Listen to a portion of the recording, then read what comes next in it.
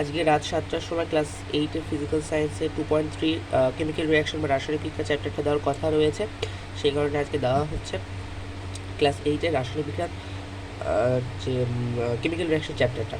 প্রথমে আজকে আমাদের ভিডিওর শুরুতেই তোমরা দেখেছো, আজকে টপিক হচ্ছে রাসায়নিক বিক্রিয়ার প্রভাবক অনুঘটক, যেটা গুরুত্বপূর্ণ রয়েছে, ভবিষ্যতে বিভিন্ন রকম কেমিস্ট্রিতে লাগবে অনুঘটকটা। আর একটা জায়গা সেটা হচ্ছে তাপগ্রাম তাপপচি রাসায়নিক বিক্রিয়া। খুব সহজ করে আজকের ক্লাসে বোঝানো হবে। তোমরা যদি ক্লাসটা মন দিয়ে দেখো পুরোটা, তাহলে কিন্তু এই কনসেপ্টগুলো কিন্তু মানে ভবিষ্যতে চাকরি পরীক্ষাতেও কিন্তু প্রয়োজন, তো সেখানে একদম জল হয়ে যাবে। তো আজকের ক্লাসটা আমার এটুকু রিকোয়েস্ট, আজকের ক্লাসটা ভালো করে প্রথম থেকে শেষ পর্যন্ত দেখো, মনোযোগ দিয়ে দেখো, তাহলে কিন্তু কমপ্লিট হয়ে যাবে। ক্লাস শুরু করার আগে বলি, যারা আমাদের চ্যানেলে নতুন রয়েছে তারা অবশ্যই চ্যানেলটাকে সাবস্ক্রাইব করে পাশে বেল আইকনটিকে প্রেস করে রাখবেন। আমি ক্লাস 8 সংক্রান্ত বিভিন্ন রকম ভিডিও যদি আমাদের চ্যানেলে আপলোড করি, তোমরা কিন্তু সবার আগে পাবে। আচ্ছা, প্রথমে টপিক হচ্ছে রাসায়নিক বিক্রিয়ার প্রভাবও। আচ্ছা,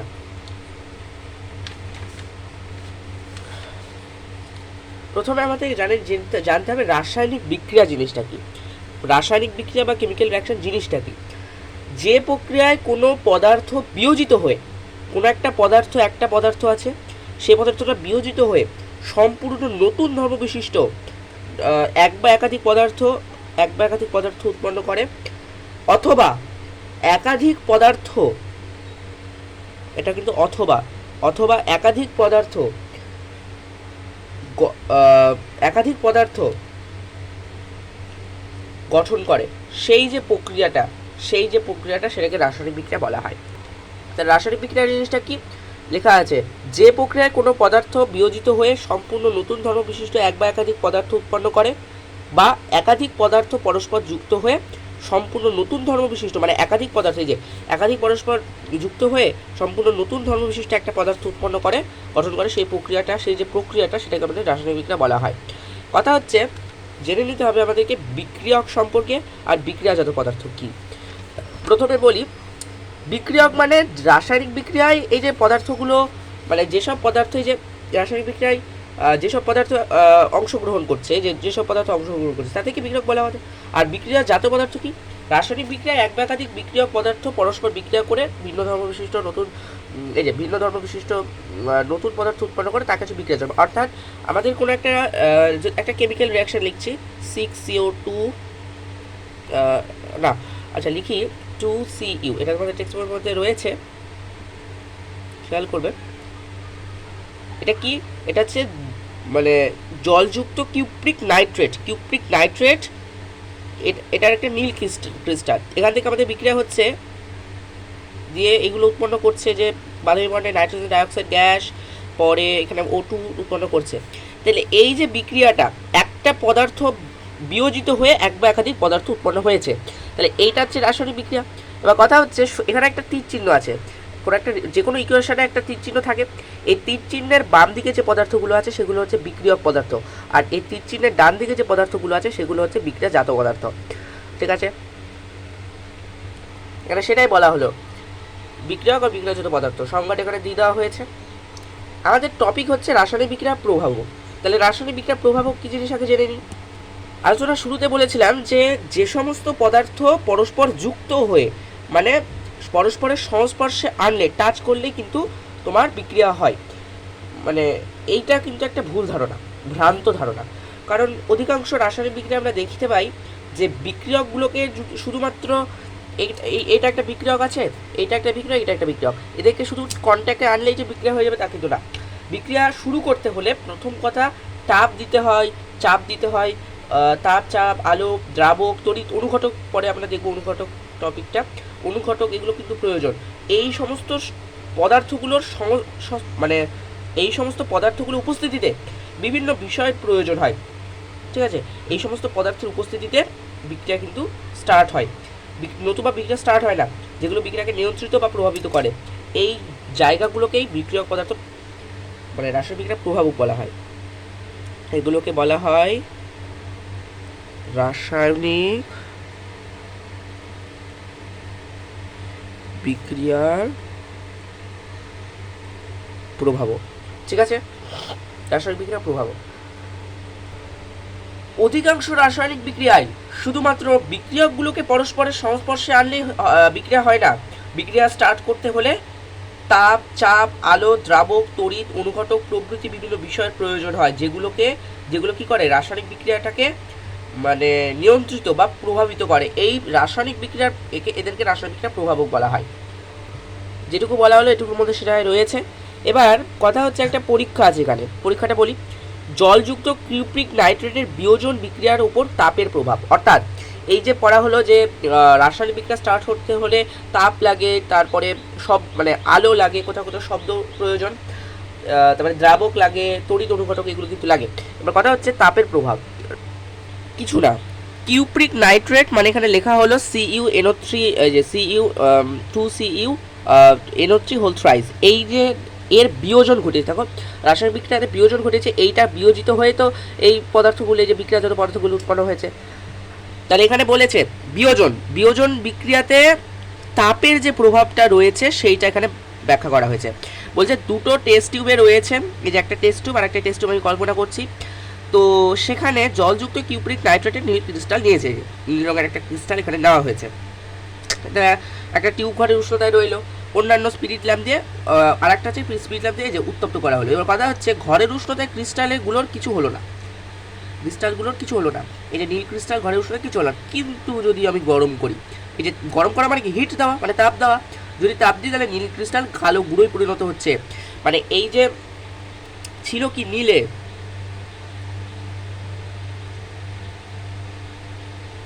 সেটা পরিণত হচ্ছে কিসে, কালো গুঁড়োতে পরিণত, নীল ক্রিস্টাল কালো গুঁড়োতে পরিণত হচ্ছে, সেটাই বলা হয়েছে। তো সেটা পরিণত হচ্ছে, এই যে কালো গুঁড়োয় পরিণত হচ্ছে এবং বাদামি ধোঁয়া কিন্তু বেরোচ্ছে। এই বাদামি ধোঁয়াটা কি আসলে নাইট্রোজেন ডাইঅক্সাইড। তাহলে কি বুঝবো, এই রিয়াকশানটা থেকে বোঝা গেল যে গরম করার ফলে বিক্রিয়া ঘটা সম্ভব হচ্ছে, নতুবা বিক্রিয়া হচ্ছে না। নীল ক্রিস্টাল যদি আমি ঘরের উষ্ণতায় রেখে দিই তাহলে বিক্রিয়া ঘটতো। তাহলে আমি যেই মানে স্পিরিট ল্যাম্প দিয়ে এটাকে তাপ দেওয়া হলো এবং তার ফলেই তো বিক্রিয়াটা স্টার্ট হলো এবং এই বিক্রিয়াজাত পদার্থগুলো উৎপন্ন হলো। বিক্রিয়ার সমীকরণটা মনে রাখতে হবে, এখানে সমতা বিধান করেছে, সমতা বিধান করেই বিক্রিয়ার সমীকরণটা প্রস্তুত করা হয়েছে। বিক্রিয়া শুরু করতে কি শক্তি প্রয়োজন। তাহলে এবার চাপের প্রভাবটা দেখে নিই। এই যে তাপের প্রভাব, রাসায়নিক বিক্রিয়ায় তাপ, আলো এবং চাপের প্রভাবটা প্রশ্ন, এবং তার মধ্যে তাপের প্রভাব। তো যদি তাপের প্রভাব বলে, তাপের প্রভাবটা বলে ওই বিক্রিয়ার সমীকরণটা বলতে হবে। তো প্রথমে তাপ হলো কোনো একটা রাসায়নিক বিক্রিয়া ঘটাবার জন্য একটা অন্যতম গুরুত্বপূর্ণ প্রভাবক। উপযুক্ত উষ্ণতা না থাকলে অনেক রাসায়নিক বিক্রিয়া শুরু হতে পারে না। প্রতিটা বিক্রিয়া ঘটাতে গেলে বিক্রিয়ক পদার্থগুলোকে একটা নির্দিষ্ট শক্তি অর্জন করতে হয়। দেখো একটা বিক্রিয়া হতে হলে বিক্রিয়ক পদার্থগুলোকে একটা নির্দিষ্ট শক্তি অর্জন করতে হয়, যেটা তাপ প্রয়োগ করলে বিক্রিয়ক পদার্থের অণুগুলো গতিশক্তি বৃদ্ধি পায়। যদি তাপ আমি প্রয়োগ করি তাহলে বিক্রিয়ক পদার্থ যেগুলো আছে তাদের যে অণু, সেই অণুগুলোর গতিশক্তিগুলো মানে ভেলোসিটিটা কিন্তু বৃদ্ধি পায়, ফলে রিয়াকশানটা দ্রুত হয়। যেমন চুনাপাথরকে তাপ দিলে বিয়োজিত হয়ে ক্যালসিয়াম অক্সাইড এবং কার্বন ডাইঅক্সাইড কিন্তু উৎপন্ন হয়। এই যে বিক্রিয়া সমীকরণ CaCO3 থেকে, এই যে এটা হচ্ছে ডেল্টা, ত্রিভুজের মতো যে চিহ্নটা দেওয়া আছে সেটাকে বলা হয় ডেল্টা। লিখে দিই, ত্রিভুজের মতো যে চিহ্নটা সেটাকে বলা হয় ডেল্টা চিহ্ন, ল্যাটিন শব্দ ডেল্টা। এই যে জায়গাটা, তাহলে CaCO3 বিক্রিয়া ঘটাচ্ছে কি ডেল্টা বা তাপ, সিও এখান থেকে বিক্রিয়াজাত পদার্থ কোনগুলো উৎপন্ন হচ্ছে লক্ষ্য করো, CaO অর্থাৎ ক্যালসিয়াম অক্সাইড এবং কার্বন ডাইঅক্সাইড। এখানে তিন চিহ্ন দেওয়ার অর্থ হচ্ছে কার্বন ডাইঅক্সাইডটা মুক্ত হচ্ছে। আচ্ছা, আর একটা বলেছে জলযুক্ত কিউপ্রিক নাইট্রেট, যেটা বলা হলো কেবলই। জলযুক্ত কিউপ্রিক নাইট্রেটকে উত্তপ্ত করলে তা বিয়োজিত হয়ে কালো বর্ণের কপার অক্সাইড ও বাদামি বর্ণের নাইট্রোজেন ডাইঅক্সাইড গ্যাস উৎপন্ন বিক্রিয়া সমীকরণটা আগে আলোচনা করা হয়েছে। এরপরে দেখবো আলোর প্রভাবটা। আচ্ছা বলি, আলোর প্রভাবের মধ্যে তো আলোর প্রভাবটা বোঝার জন্য আমাদের সালোক সংশ্লেষ বা ফটোসিনথেসিস ব্যাপারটা বুঝতে হবে, যেটা ডিটেলসে রয়েছে ক্লাস 9 ফিজিক্যাল লাইফ সায়েন্সের মধ্যে। চ্যাপ্টার নাম্বার 3 জৈবনিক প্রক্রিয়া যে চ্যাপ্টারটা রয়েছে সেখানে আছে সালোক সংশ্লেষ বা ফটোসিনথেসিস, ক্লাস 9-এ আছে। তো এখন একটু প্রাথমিকভাবে জেনে নেওয়ার প্রয়োজন, তাহলে এই জায়গাটা বুঝতে সুবিধা হবে। নবম শ্রেণীর বই এটা, ছায়া প্রকাশনী পাবলিকেশন, জীবনবিজ্ঞানের একটা বই। এটা আমরা চলে যাচ্ছি জৈবনিক প্রক্রিয়া চ্যাপ্টারে। এখানে রয়েছে এই যে সালোক সংশ্লেষ ব্যাপারটা, যে শারীরবৃত্তীয় প্রক্রিয়াতে একটা উপজীবী বিভাগ, যেটা পরে পড়বো, এখন ডিটেলস দরকার নেই। ক্লোরোফিলযুক্ত জীবকোষে ক্লোরোফিল ও অন্যান্য রঙ্গকের সাহায্যে পরিবেশ থেকে গৃহীত জল এবং কার্বন ডাইঅক্সাইড গ্যাসের বিক্রিয়া, এই যে সূর্যালোকের উপস্থিতিতে, ব্যাপারটা কিসে হচ্ছে, সূর্যালোকের উপস্থিতিতে। তাহলে এখানে আমাদের আলোটা কিন্তু প্রয়োজন। এখানে সালোক সংশ্লেষ ঘটানো যে প্রয়োজনীয় সমীকরণ, এখানে একটু কারেকশন করে নিই। আর একটা জিনিস হবে জল অ্যাড হবে, 6 অণু জল উৎপন্ন হয়, কেমন? আচ্ছা, এইটা কিন্তু উৎপন্ন হয়, এটা হচ্ছে বিক্রিয়া। তাহলে সালোক সংশ্লেষের মাধ্যমে সবুজ উদ্ভিদ রয়েছে যারা কিন্তু সালোক সংশ্লেষের মাধ্যমে সবুজ উদ্ভিদ ও কিছু ব্যাকটেরিয়া সূর্যের আলো শক্তিকে খাদ্যের রাসায়নিক শক্তিতে পরিণত করে। সরলীকৃত সমীকরণটি হলো এটা। সালোক সংশ্লেষ একটা অতি জটিল প্রক্রিয়া। তাহলে দেখো এখানে লক্ষ্য করো, 6 অণু কার্বন ডাইঅক্সাইড প্লাস 6 অণু জল, না এখানে সরি, এই H2টা হবে না, একটু ভুল দেওয়া হলো, H2টা হবে না, এরকমই হবে সমীকরণটা। তো এখানে সমীকরণটা দেওয়া হলো, এটা একটা জটিল রাসায়নিক বিক্রিয়া। তাহলে একটা জটিল রাসায়নিক বিক্রিয়া উদাহরণ বলে সালোক সংশ্লেষ। আলোর অনুপস্থিতিতে তা শুরু হতেই পারে না, আলোর অনুপস্থিতিতে কিন্তু সেটা শুরু হবেই না। আচ্ছা, ফটো তোলার ফিল্মে আলো পড়লে নানান বিক্রিয়া ঘটে এবং ফলে ফিল্ম কালো হয়ে যায়। কালো কাগজে মোড়া ফিল্ম কিন্তু এভাবে নষ্ট হয় না। হাইড্রোজেন আর ক্লোরিন গ্যাসও সূর্যালোকের বিক্রিয়া করে হাইড্রোজেন ক্লোরাইড কিন্তু উৎপন্ন করে, HCl। আচ্ছা, রাসায়নিক বিক্রিয়া শুরু করতে হলে আমরা জেনেছি যে রাসায়নিক বিক্রিয়া স্টার্ট করতে হলে কোনো একটা শক্তির প্রয়োজন হয়। তাহলে তা কোনো ক্ষেত্রে আলোক শক্তি থেকে পাওয়া যায়। যেমন সালোক সংশ্লেষের কথাটাই আমরা বলি না কেন, সূর্যালোকের উপস্থিতিতে হচ্ছে, তাহলে আলোক শক্তি কিন্তু প্রয়োজন। ঠিক আছে, এবার কথা হচ্ছে যে যেমন হাইড্রোজেন এবং যদি ক্লোরিনের কথা বলি, এরা পরস্পর অন্ধকারে যদি রাখি, এটা বিক্রিয়া করছে, কিন্তু যদি আমি অন্ধকারে রাখি তাহলে কোনোরূপ কোনো বিক্রিয়া হবে না, যেই মাত্র আমি একে বিক্রিয়া ঘটে না। কিন্তু ওই মিশ্রণকে সূর্যালোকের সংস্পর্শে আনলে কোনো বিক্রিয়াটা ঘটে। মানে বলতে চাইছে অ্যাকচুয়াল কথা কি, এই দুজন মানে হাইড্রোজেন আর ক্লোরিন, এরা অন্ধকারে রাসায়নিক বিক্রিয়া করতে পারে না, অন্ধকারে পারে না। সূর্যালোক অথবা আলোর উপস্থিতিতে কিন্তু এরা বিক্রিয়াটা সম্ভব হয়। তাহলে মেন জিনিস কি, আলোক শক্তিটাও কিন্তু প্রয়োজন কোনো ক্ষেত্রে। তাহলে ঝাঁঝালো দিয়ে এরা পরস্পর বিক্রিয়া করে ঝাঁঝালো গন্ধযুক্ত HCl কিন্তু উৎপন্ন করে, মানে হাইড্রোজেন ক্লোরাইড। ঠিক আছে, গ্যাস উৎপন্ন করে। এবার একটা কথা বলি, এটা অনেকে মনে রাখবে, মানে অনেক কনফিউশন হয় যে HCl মানে তো HCl মানে তো সেই হাইড্রোক্লোরিক অ্যাসিড হয়ে গেল, তাহলে এটা হাইড্রোজেন ক্লোরাইড বা কেন বলা হচ্ছে? কেননা হাইড্রোজেন ক্লোরাইড গ্যাসটাই যখন জলে দ্রবীভূত হয় তখনই সেটা অ্যাসিড অর্থাৎ হাইড্রোক্লোরিক অ্যাসিডে পরিণত হয়, নতুবা এটা একটা গ্যাস, সাধারণ অবস্থায় এটা একটা গ্যাস। এবার এখানে বিক্রিয়া হলো, এই যেখানে আলোর প্রভাবে যে জায়গাটা সেটা এখানে দেওয়া হলো, একই জিনিস বোঝানো হয়েছে। এবার চাপও কিন্তু প্রয়োজন কোনো ক্ষেত্রে। তাহলে অনেক সময় কিছু রাসায়নিক বিক্রিয়া প্রয়োজনীয় শক্তি কোথা থেকে আসে? চাপের থেকে। যেমন আমি যদি একটা উদাহরণ দিই সহজভাবে, লেড, পিবি মানে লেড প্লাস সালফার এস, এখান থেকে কি উৎপন্ন হবে? চাপ যদি দেওয়া হয় তাহলে পিবিএস এটা উৎপন্ন হবে। এই যে অনেক সময় কিছু ক্ষেত্রে রাসায়নিক বিক্রিয়া প্রয়োজনীয় শক্তি আসে চাপের থেকে, যেমন লেড ও সালফারের মিশ্রণকে যদি চাপ প্রয়োগ করি লেড সালফাইড উৎপন্ন হবে, এই যে বিক্রিয়াটা। তাহলে এখানে একটা প্রশ্ন থাকে যে তাপের প্রভাবে হওয়া একটা রাসায়নিক বিক্রিয়া লেখো। তাহলে এখানে এই যে রাসায়নিক বিক্রিয়াগুলো মুখস্থ করতে হবে। তাপের প্রভাবে হওয়া রাসায়নিক বিক্রিয়া বললে এটা লিখতে হবে বা এটা, যে কোনো একটা, এটা লিখতে হবে বা এটা সুবিধা হবে। আর যদি আলোর প্রভাবে বলে এটা লিখতে হবে, আর যদি চাপের প্রভাবে বলে এটা লিখতে হবে। এইভাবে প্রশ্ন কিন্তু আসে। এবার একটা প্রশ্ন দিয়েছে, সালোক সংশ্লেষের মাধ্যমে কিভাবে আলোক শক্তি রাসায়নিক শক্তিতে পরিণত হয়। মানে সালোক সংশ্লেষ যেটা হয় সেখানে আলোক শক্তিটা আমরা জানি রাসায়নিক শক্তিতে পরিণত হয়, তার সমীকরণটা দাও। তো সালোক সংশ্লেষের মাধ্যমে উদ্ভিদ কিছু ব্যাকটেরিয়া এখানে বলা হলো সূর্যের আলোক শক্তিকে রাসায়নিক শক্তিতে পরিণত করে। এই জটিল প্রক্রিয়া সরলীকৃত সমীকরণ, এটা মুখস্থ করতে হবে। যেখানে 6 অণু কার্বন ডাইঅক্সাইড এর সঙ্গে 6 অণু জলের বিক্রিয়ায় 1 অণু গ্লুকোজ শর্করা এবং 6 অণু অক্সিজেন নির্গত হয়। আচ্ছা, এর পরের টপিক হচ্ছে রাসায়নিক বিক্রিয়া দ্রাবকের প্রভাব। আচ্ছা, রাসায়নিক বিক্রিয়ায় দ্রাবক যে কতটা গুরুত্বপূর্ণ সেটা বোঝার জন্য আমাদের একটা পরীক্ষা করতে হবে। প্রথমে রাসায়নিক বিক্রিয়ায় দ্রাবক হচ্ছে কতটা গুরুত্বপূর্ণ তার জন্য একটা পরীক্ষা। আচ্ছা, পরীক্ষাটা দেখি। পরীক্ষাটা বলেছে কিছু না, দুটো টেস্ট টিউব নিয়েছে, এই একটা টেস্ট টিউব, একটা টেস্ট টিউব। এবার এই দুটো টেস্ট টিউবে করেছে কি, টেস্ট টিউবে শুকনো খাবার সোডা মানে যেটা সোডিয়াম বাইকার্বনেট,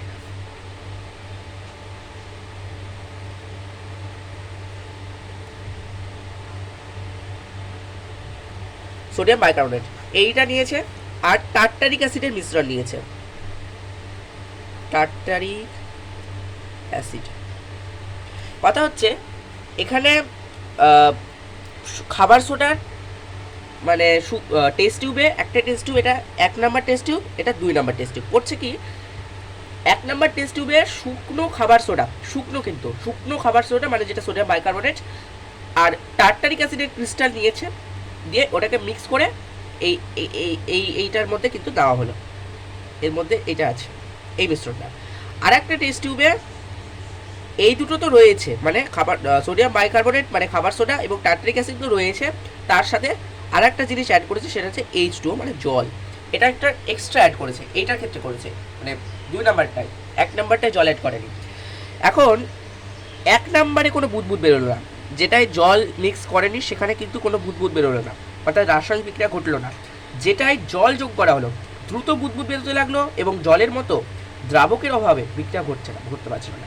তাহলে বুঝলাম কি এখান থেকে, জলের মতো দ্রাবকের অভাবে বিক্রিয়া ঘটতে কিন্তু পারছিল না। তাহলে জল একটা তরল বা দ্রাবক রূপে কাজ করছে, দুটো কঠিন গুঁড়োকেই মেশালেই তো তাদের অণু বা আয়নরা পরস্পর মেশবার সুযোগ পায় না। এবার দ্রাবকের অণুরা এসে বিক্রিয়কের মধ্যে থাকা অণু বা আয়নদের আলাদা করে ফেলে, তখন বিক্রিয়াটা স্টার্ট হয়। তাহলে জলটা একটা গুরুত্বপূর্ণ ভূমিকা পালন করছে রাসায়নিক বিক্রিয়া ঘটানোর জন্য। এই যেখানে দেওয়া হলো যে কোনো রাসায়নিক বিক্রিয়ায় দ্রাবকের গুরুত্বপূর্ণ ভূমিকা রয়েছে। কিছু রাসায়নিক বিক্রিয়ায় দুটো তোমার কঠিন পদার্থের গুঁড়োকে পরস্পর শুধুমাত্র মেশালেই বিক্রিয়া হয় না, সেক্ষেত্রে দ্রাবকের অণুরা এসে বিক্রিয়কের মধ্যে থাকা এই যেটা বললাম সেটাই বলা হলো। যেমন জৈব অ্যাসিডের গ্যাসের সঙ্গে জলের উপস্থিতিতে NaHCO3 এর বিক্রিয়া, এখানে বিক্রিয়ার সমীকরণটাও দেওয়া হলো। এই যে টার্টারিক অ্যাসিডের সঙ্গে জল প্লাস NaHCO3 মানে খাবার সোডা। তা এবার এখানে এই এতগুলো বিক্রিয়ক পদার্থের সাহায্যে একটা বিক্রিয়াজাত পদার্থ উৎপন্ন হয়েছে, সেটা হচ্ছে কার্বন ডাইঅক্সাইডের বুদবুদ রাসায়নিক বিক্রিয়ার প্রভাবে হয়েছে। সেখানে আমরা একটা কাজ করি, এখানে দ্রাবক হিসেবে আমরা জল ব্যবহার করেছিলাম।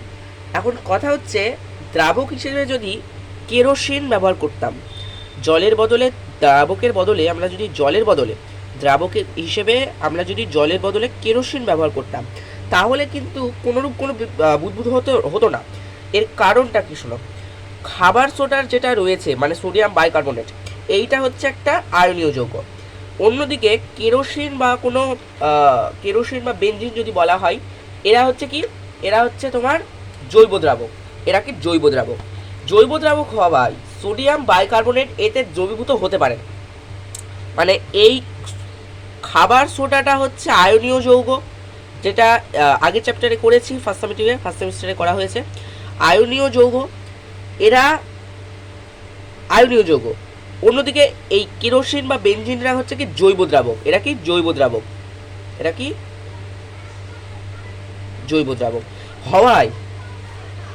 দ্রাবক হওয়ায় সোডিয়াম বাইকার্বনেট এতে দ্রবীভূত হতে পারে না, তাই কোনো রিয়াকশন হয় না।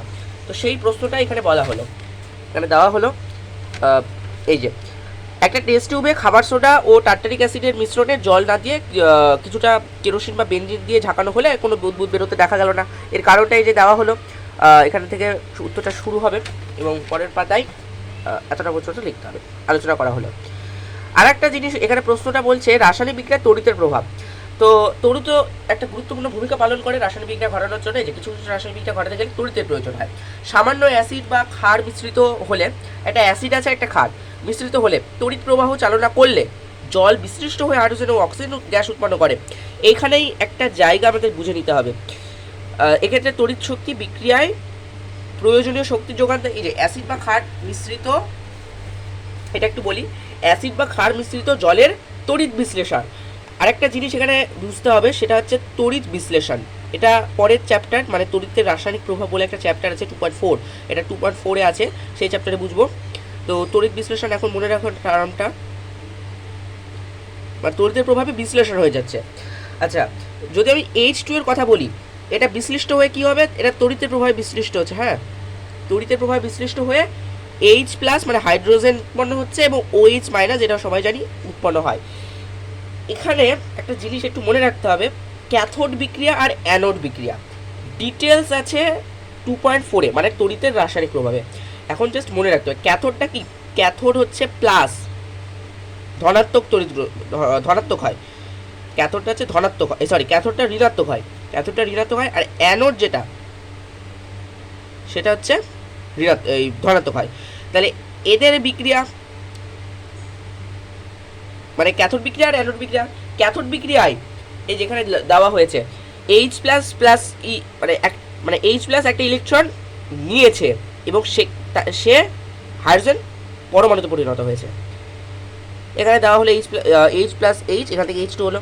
আবার অ্যানোড বিক্রিয়া ওইচ মাইনাস একটা ইলেকট্রন ত্যাগ করেছে দিয়ে ওইচে পরিণত হয়েছে। এখানে দেখো বিক্রিয়াটা দেওয়া হলো। তাহলে এটা গেল তড়িতের প্রভাব। আর একটা প্রশ্ন, সেটা সেকেন্ড সাবজেক্ট পরীক্ষার জন্য দারুণ গুরুত্বপূর্ণ, সেটা হচ্ছে ইলেকট্রোপ্লেটিং বা তড়িৎ লেপন।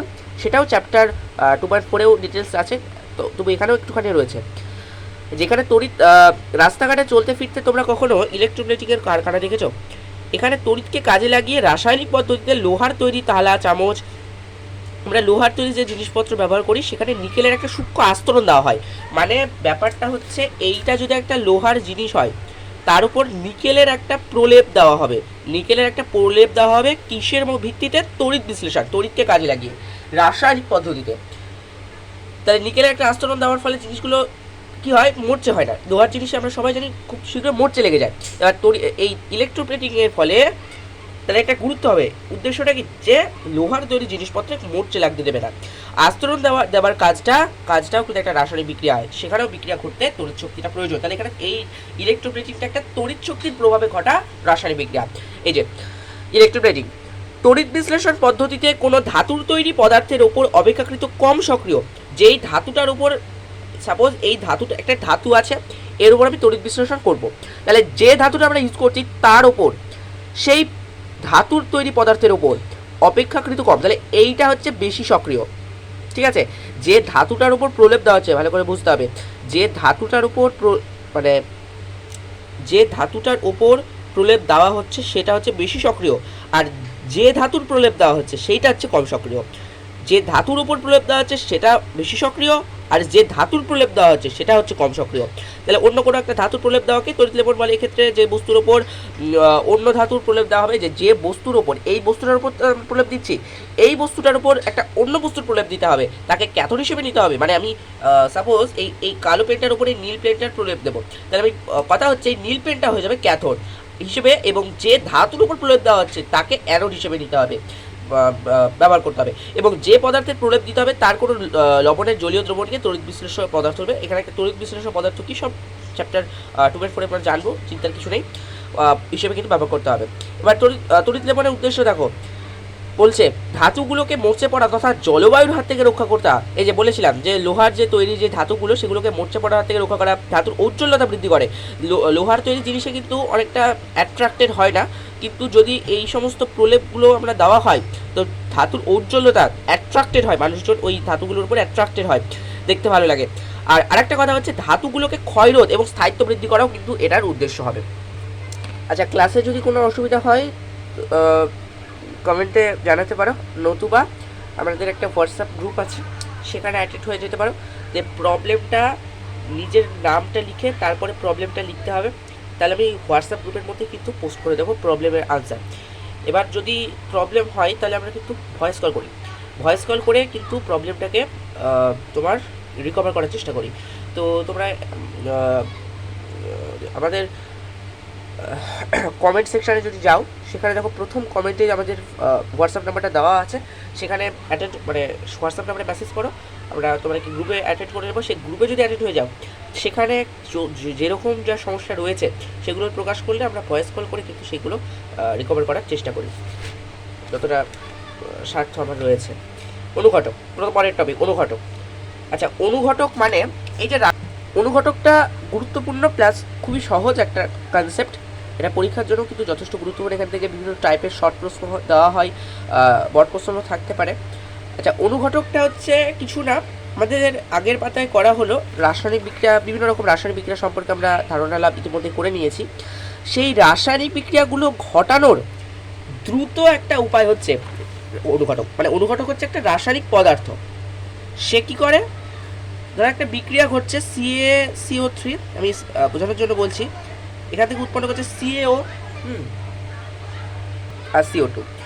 আচ্ছা, তাহলে এই বিক্রিয়াটাই অনুঘটকটা বিক্রিয়ার কাছে যাবে, মানে বিক্রিয়াতে উপস্থিত থাকবে, দিয়ে বিক্রিয়ার হারটাকে দ্রুত করে দেবে এবং বিক্রিয়ার শেষে সেই অনুঘটক আবার অপরিবর্তিত অবস্থায় ফিরে পাবো আমরা। মানে অনুঘটকের কাজটাকে তাহলে কি, অনুঘটকটা কোনো রাসায়নিক বিক্রিয়াকে দ্রুত করতে পারে অথবা মন্দীভূত করে, দ্রুত করতে পারে অথবা মন্দীভূত করে, মানে রাসায়নিক বিক্রিয়ার যে বেগটা সেটাকে ত্বরান্বিত করে অথবা মন্দীভূত করে এবং বিক্রিয়ার শেষে অপরিবর্তিত অবস্থায় ফিরে পাই আমরা প্রকৃতিতে, তাকে অনুঘটক বলে। সংজ্ঞাতে লক্ষ্য করো, অনুঘটকের সংজ্ঞা বলেছে যেসব রাসায়নিক বিক্রিয়া পদার্থ কোনো রাসায়নিক বিক্রিয়ায় স্বল্প পরিমাণে উপস্থিত থেকে বিক্রিয়ার বেগকে ত্বরান্বিত করে কিন্তু অথবা মন্দীভূত করে, এখানে লিখতে পারো অথবা মন্দীভূত করে, কিন্তু মন্দীভূত করার ব্যাপারটা ক্লাস 10 অথবা মাধ্যমিক পরীক্ষায় রয়েছে, এখন জানাটা অতটা দরকার নেই। তবে এখানে লিখতে পারো যে অথবা মন্দীভূত করে কিন্তু বিক্রিয়ার শেষে নিজে ভর ও ধর্মে অপরিবর্তিত থাকে, সেই সব পদার্থকে অনুঘটক বলে। তাহলে এই সংজ্ঞাটা মুখস্থ করতে হবে, মানে বুঝলে তো সব সহজ হয়ে যায়। তো যেমন আমাদের এখানে বলা হয়েছে অক্সিজেন প্রস্তুতিতে ম্যাঙ্গানিজ ডাইঅক্সাইড, এই যে অক্সিজেন প্রস্তুতিতে আমাদের ম্যাঙ্গানিজ ডাইঅক্সাইড রয়েছে, ঠিক আছে, এটা আমাদের সিলেবাসে রয়েছে। সিলেবাসের মধ্যে আমাদের MnO2টা আছে, ম্যাঙ্গানিজ ডাই, যেটা অক্সিজেন প্রস্তুতিতে ব্যবহার করা। আর একটা জিনিস সেটা এক্সট্রা, এটা ক্লাস 9-এ জানবে, V2O5 বা 10-এর সব থেকে বেটার ভালোভাবে জানবে। V2O5 কি, ভ্যানাডিয়াম পেন্টঅক্সাইড, সেটা আমাদের H2SO4 মানে H2SO4 শিল্প কারখানায় ব্যবহার করা হয়। H2SO4 মানে হচ্ছে কি সালফিউরিক অ্যাসিড, সালফিউরিক অ্যাসিডের শিল্প কারখানায় ব্যবহার করা হয় একটা অনুঘটক হচ্ছে V2O5 মানে ভ্যানাডিয়াম পেন্টঅক্সাইড। এটা কিন্তু সমস্ত রিয়াকশন বা জায়গাগুলো ক্লাস 10-এ রয়েছে, এখন শুধু জেনে নিতে হবে, শর্ট কোশ্চেন আসতে পারে। তাহলে ম্যাঙ্গানিজ ডাইঅক্সাইড অক্সাইড প্রস্তুতিতে আর H2SO4 প্রস্তুতিতে ভ্যানাডিয়াম পেন্টঅক্সাইড। এবার অনুঘটকের মধ্যে সেম আরেকটা জিনিস হচ্ছে অনুঘটন। অনুঘটকটা আজকের ক্লাসটা খুব দ্রুত করতে হচ্ছে, তার জন্য দ্রুত জিনিসগুলো বোঝানো হচ্ছে। এবার আমাদের চ্যানেলে গিয়ে দেখবে একটা মানে ভিডিও পাবে, সেখানে অনুঘটক নিয়ে ডিটেলস আলোচনা করা হয়েছে, সেইটা যদি অনুঘটকটা বুঝতে অসুবিধা হয় সেই ভিডিওটা দেখবে, নীল কালারের একটা ভিডিও আছে, সেই ভিডিওটা কিন্তু তোমরা দেখবে, তাহলে অনুঘটকটা কনসেপ্ট ক্লিয়ার হয়ে যাবে। এখনও ক্লিয়ার হয়ে যাওয়ার কথা, এভাবে বলছি, যে রাসায়নিক বিক্রিয়া অনুঘটন সামান্য পরিমাণে উপস্থিত থেকে বিক্রিয়ার গতি বা বেগকে ত্বরান্বিত করে বিক্রিয়ার শেষে, খানিকটা অনুঘটকের মতোই অনুঘটনটা বিক্রিয়ার শেষে নিজে অবরোধ থাকে, সেই বিক্রিয়াগুলোকে অনুঘটন বলে। মানে অনুঘটক যেখানে মানে একটা বিক্রিয়া হচ্ছে, সেই বিক্রিয়াতে অনুঘটক উপস্থিত থাকছে, দিয়ে বিক্রিয়ার বেগটাকে বাড়াচ্ছে। কথা হচ্ছে সেই বিক্রিয়াটাকে কি বলবে, অনুঘটন বলবে।